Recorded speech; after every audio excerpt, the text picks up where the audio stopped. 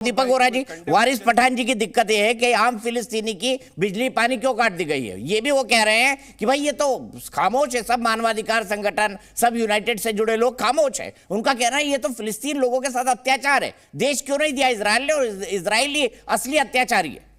हालांकि वो ये भी कहते हैं कि वो वायलेंस को कंडेम करते हैं। सर मैं आभारी हूँ, आपके चैनल पर जब भी आता हूँ मुझे बहुत अच्छा लगता है सर। मेरी मास्टर क्लास होती है, बहुत कुछ आपसे सीखता हूँ सर। और बाकी जो आपके पैनल, मैं देश की राजधानी में नहीं हूँ इस समय, कहीं बहुत दूर हूँ असाइनमेंट पर। उम्मीद करता हूँ कि मेरी आवाज़ आप तक पहुँच रही है। जी बहुत अच्छे। मेरा सिग्नल आप तक आ रहा है सर? जी जी जी सर, इसमें सबसे पहले ये बताना चाहता हूँ कि ये जो आतंकी ग्रुप है हमास, इन्होंने रिलीज़ किया है एक इजरायली औरत और उसके 2 बच्चों को कि इनकी पिटाई हो रही है। दूसरा, उन्होंने कहा है हम बातचीत करने के लिए अब तैयार हैं। ये लेटेस्ट इंफॉर्मेशन वहाँ से आ रही है।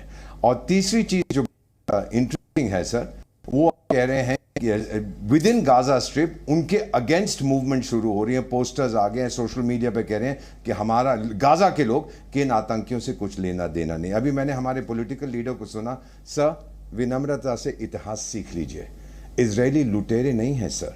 1897 में बाजिल कन्वेंशन के बाद जब वो पैलेस्टाइन गए थे, अमीर यहूदियों ने धरती खरीदी थी अरब से सर, उन्होंने बेच दी थी। उसके बाद फिर वहां पर इजराइल को इस्टेब्लिश किया गया जब हिटलर ने जो कुछ किया था, और उसके बाद भी ये खरीदते गए सर। फिर अरब देशों ने मिलकर इनके ऊपर जंग किया और अपनी सुरक्षा के सर, पैलेस्टाइन नाम का कोई देश नहीं था सर। आप इतिहास पढ़िए, चाहे मेरे पास आइए, मैं आपको बताऊंगा इस देश का इतिहास क्या है। फाइनली सर, आपने ह्यूमन राइट्स की बात की है सर। आप जानते हैं universal declaration of human rights United Nations की 1948 की, और जानते हैं कौन से देश ने हस्ताक्षर नहीं किए थे? इस्लामिक देशों ने। वो बोले कि ह्यूमन राइट्स तो अल्लाह देता है, इंसान कहां से देगा? और आज आप उसी यूनाइटेड नेशंस की तारीफ कर रहे हैं।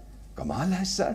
आपने फिर Cairo declaration of human rights based on Shariya आप लोगों ने अडॉप्ट किया है कि ह्यूमन राइट्स वही हैं जो कुरान में लिखे हुए हैं। तो आप यूएन की बात कर रहे हैं sir.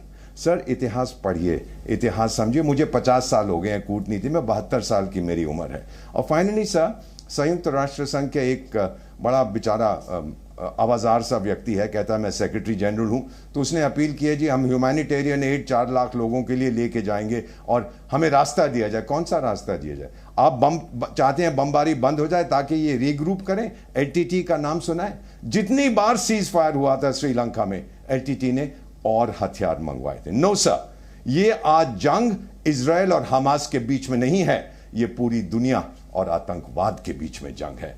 And Israel go right ahead, today I am N Israeli, सारी दुनिया इजरायली है, आज हम सब यहूदी हैं। दीपक साहब, आवाज पहुंच रही है वहां तक, मत रुकिए, मिटा दीजिए इन लोगों को।